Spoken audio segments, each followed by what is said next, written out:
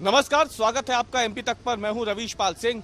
बड़ी खबर जो निकल के मध्य प्रदेश की सियासत से सामने आ रही है वो ये कि क्या पूर्व मुख्यमंत्री कमलनाथ पर अब दिग्विजय सिंह एक बार फिर से भारी पड़ रहे हैं। ये सवाल इसलिए उठ रहा है क्योंकि हाल ही में पुडुचेरी और तमिलनाडु जैसे राज्यों में स्क्रीनिंग कमेटी का अध्यक्ष दिग्विजय सिंह को बनाया गया है सोनिया गांधी की तरफ से। और ये सवाल उठ रहे हैं कि क्या गोडसे की पूजा करने वाले हिंदू महासभा के बाबूलाल चौरसिया को कांग्रेस में शामिल कराने के बाद कमलनाथ कांग्रेस के आला कमान की आंखों की किरकिरी तो नहीं बन गए हैं। दरअसल आपको बताएं कि हाल ही में दिग्विजय सिंह को यह बड़ी जिम्मेदारी दी गई है। ये जिम्मेदारी ऐसे समय में आई है जब मध्य प्रदेश की सियासत में बाबूलाल चौरसिया जो कि हिंदू महासभा के पार्षद है, उनकी ज्वाइनिंग को लेकर के तूफान मचा हुआ है। भारतीय जनता पार्टी तो लगातार कांग्रेस पे हमलावर है ही, लेकिन कांग्रेस के भीतर भी बाबूलाल चौरसिया की ज्वाइनिंग को लेकर खेमे बट गए हैं। बाबूलाल चौरसिया की ज्वाइनिंग के बाद पूर्व प्रदेश अध्यक्ष और पूर्व केंद्रीय मंत्री रह चुके अरुण यादव ने सबसे पहले सवाल खड़ा किया था। अरुण यादव ने यह कहा था कि गोडसे के भक्त के कांग्रेस में आने की बात को वो यूं ही सहेंगे नहीं, इसके लिए सड़क पर उतरना पड़ा, सड़क पर उतरेंगे। लेकिन इसके साथ ही उन्होंने ये भी स्पष्ट किया था कि जिस तरीके से गोडसे की पूजा करने वाले बाबूलाल चौरसिया की कांग्रेस में ज्वाइनिंग करवाई गई है, क्या आने वाले समय में साध्वी प्रज्ञा सिंह ठाकुर को भी कांग्रेस स्वीकार करेगी।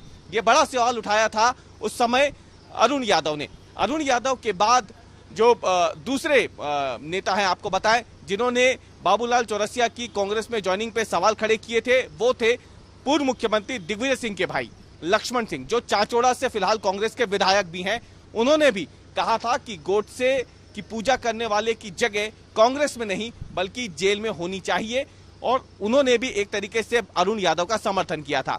आपको बताएं कि अरुण यादव और लक्ष्मण सिंह के बाद जब हम बात करते हैं बाबूलाल चौरसिया की कांग्रेस में ज्वाइनिंग के बाद उनका स्वागत करने वालों की सूची में सबसे ऊपर नाम आया था पूर्व मंत्री सज्जन सिंह वर्मा का। उन्होंने कहा था कि जो गोडसे की विचारधारा छोड़कर यदि गांधी की विचारधारा वाली कांग्रेस में आता है तो उसका स्वागत होना चाहिए।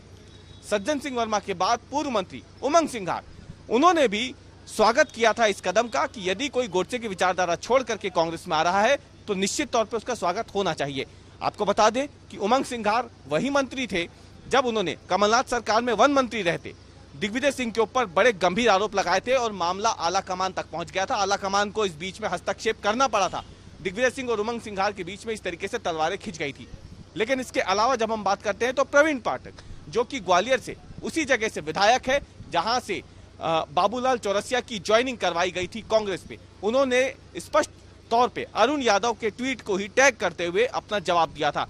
यानी खेमों में बटी हुई कांग्रेस बाबूलाल चौरसिया पे तो मध्य प्रदेश में थी ही, लेकिन अब दिग्विजय सिंह को ये जो बड़ी जिम्मेदारी दी गई है, महत्वपूर्ण जिम्मेदारी है, क्योंकि स्क्रीनिंग कमेटी ही ये तय करती है कि जिस राज्य में चुनाव होने हैं वहां पर पार्टी किसे अपना अधिकृत प्रत्याशी बनाए। और इसी तौर पे स्क्रीनिंग कमेटी का अध्यक्ष जब दिग्विजय सिंह को बनाया गया है तो जाहिर सी बात है पुडुचेरी और तमिलनाडु जहां पे चुनाव होने विधानसभा में, वहां पे दिग्विजय सिंह का कद बढ़ जाता है।